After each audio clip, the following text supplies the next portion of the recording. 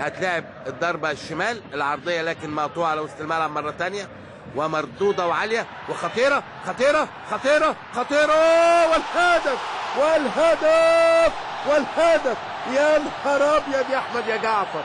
الله الله الله الله الله الله. جعفر يا غضنفر يا غضنفر يا غضنفر يا اسد. حلوة حلوة حلوة حلوة حلوة.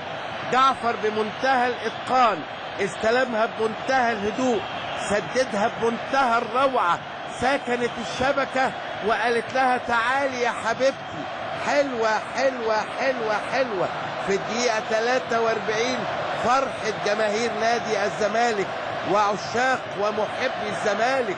عايز اقول حاجة هقولها دلوقتي لكن خلي بالك، ادي التسديدة تضرب وترجع وتروح له. السادات قال ما فيهاش تسلل. على كل الاحوال هنتابع